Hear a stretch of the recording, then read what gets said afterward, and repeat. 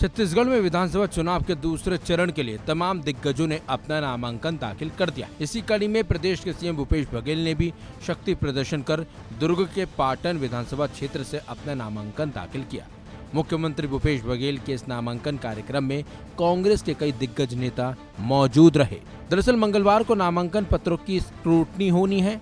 इसी वजह से सीएम भूपेश बघेल के नामांकन के बाद गृह मंत्री ताम्रध्वज साहू, चरणदास महंत समेत दुर्ग जिले के सभी प्रत्याशियों ने अपना नामांकन दाखिल किया, जबकि बीजेपी ने विजय बघेल को मैदान में यहां से उतारा है। आपको बता दें, इससे पहले भी कई बार भूपेश बघेल और विजय बघेल पाटन विधानसभा क्षेत्र से आमने सामने हो चुके हैं। बताया जाता है चाचा भतीजे में चुनावी जंग होती रहती है। बीजेपी से विजय बघेल पहले सीएम भूपेश बघेल को चुनावी मैदान में मात दे चुके हैं।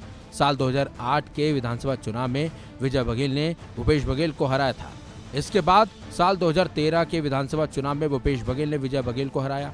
हालांकि 2018 के विधानसभा चुनाव में बीजेपी ने विजय बघेल को मौका ही नहीं दिया।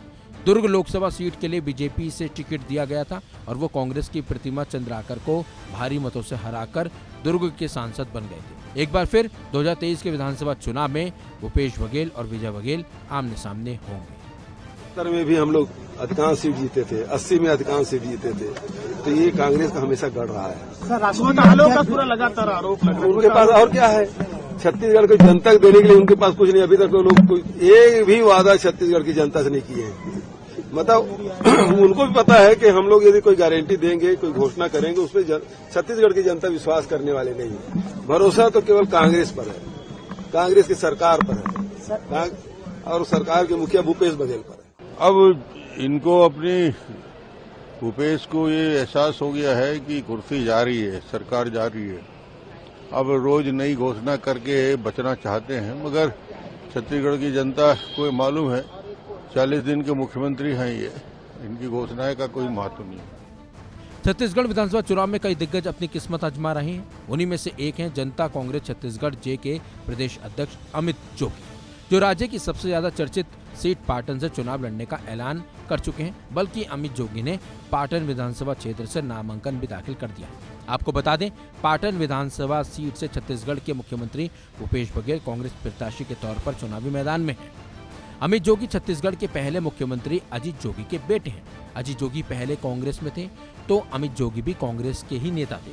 वो अपने पिता की तरह मरवाही विधानसभा सीट से कांग्रेस विधायक भी रह चुके हैं और साल 2020 में अजीत जोगी के निधन के बाद से ही अमित जोगी ही पार्टी की कमान संभाल रहे हैं। मेरे आने के बाद पाटन में पहली बार चुनाव होगा। अभी तक तो पिछले 23 साल तो एक ही परिवार के चाचा भतीजा के बीच की सेटिंग चलती रही। चुनाव तो अब होगा।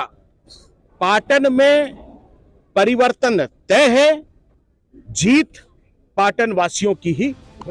इस बार विधानसभा चुनाव 2023 में सबसे हाई प्रोफाइल सीट पाटन विधानसभा में सबकी नजर टिक गई है, क्योंकि इस विधानसभा सीट से कांग्रेस की तरफ से भूपेश बघेल चुनावी मैदान में उतरे हैं, तो वहीं बीजेपी की तरफ से विजय बघेल चुनावी मैदान में, तो वहीं जनता कांग्रेस छत्तीसगढ़ जे से अमित जोगी मैदान में। लेकिन अब देखना होगा कि इस विधानसभा चुनाव में जनता किसे अपना विधायक चुनती है। फिलहाल इस खबर में बस इतना ही। अपडेट्स के लिए बने रहिए वन इंडिया हिंदी के साथ।